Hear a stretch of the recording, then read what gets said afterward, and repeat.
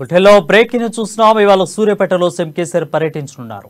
156 కోట్లతో 20 ఎకరాల విస్తీర్ణంలో నిర్మించిన ప్రభుత్వ వైద్య కళాశాల సమీకృత కలెక్టరేట్ భవనం, జిల్లా పోలీస్ కార్యాలయం, సమీకృత వ్యవసాయం, అదేవిధంగా మాంసోత్పత్తుల మార్కెట్ను ప్రారంభించనున్నారు.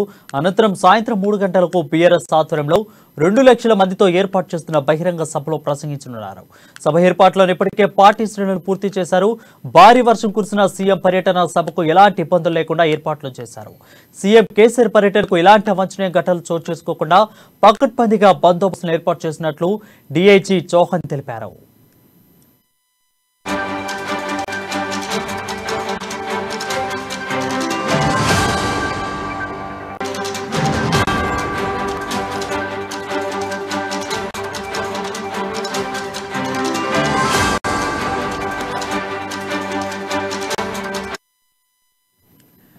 బ్రేకింగ్ న్యూస్ చూస్తున్నాం. ఇవాళ సూర్యాపేటలో సీఎం కేసీఆర్ పర్యటించనున్నారు. 156 కోట్లతో 20 ఎకరాల విస్తీర్ణంలో నిర్మించిన ప్రభుత్వ వైద్య కళాశాల సమీకృత కలెక్టరేట్ భవనం, జిల్లా పోలీస్ కార్యాలయం, సమీకృత వ్యవసాయం, అదేవిధంగా మాంసోత్పత్తుల మార్కెట్ను ప్రారంభించనున్నారు. అనంతరం సాయంత్రం 3 గంటలకు బీఆర్ఎస్ ఆధ్వర్యంలో 2 లక్షల మందితో ఏర్పాటు చేస్తున్న బహిరంగ సభలో ప్రసంగించనున్నారు. సభ ఏర్పాట్లు ఇప్పటికే భారీ శ్రేణులు పూర్తయ్యాయి. అయితే భారీ వర్షం కురిసిన సీఎం పర్యటన, అదేవిధంగా సభకు ఎలాంటి ఇబ్బందులు లేకుండా ఏర్పాట్లను చేశారు. సీఎం కేసీఆర్ పర్యటనకు ఎలాంటి అవాంఛనీయ సంఘటనలు చూసుకొచ్చకుండా పగడ్బందీగా బందోబస్తును ఏర్పాటు చేసినట్లు డీఐజీ చౌహాన్ తెలిపారు.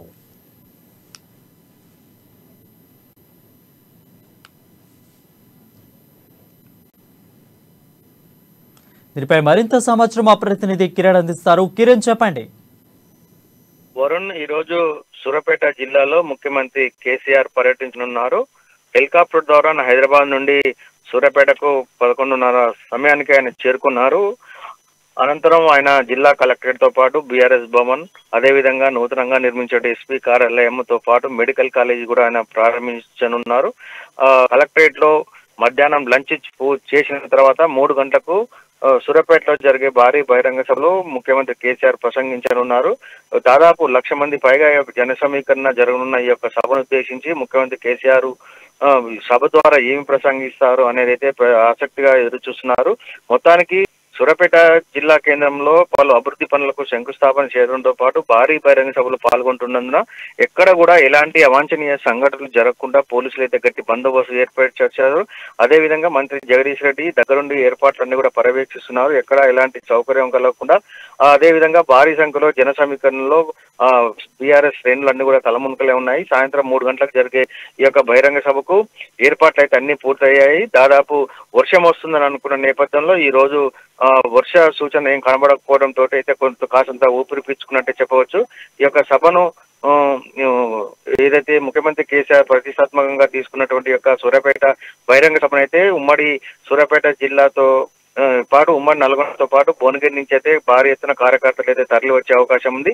పోలీసులు కూడా ఎక్కడ కూడా ఎలాంటి ఇబ్బందులు లేకుండా ట్రాఫిక్ నియంత్రణ చేయడంతో పాటు జనానికి ఎలాంటి ఇబ్బందులు లేకుండా అయితే ఇప్పటికైతే అన్ని ప్రణాళికలు అయితే సిద్ధం చేశారు. మొత్తానికి సాయంత్రం 3 గంటలకు జరిగే బహిరంగ సభలో ముఖ్యమంత్రి కేసీఆర్ అయితే ప్రసంగించినారు. ఇప్పటికైతే ఏర్పాట్లను కూడా పూర్తయ్యాయి. Varun, right, thank you Kiran for the updates.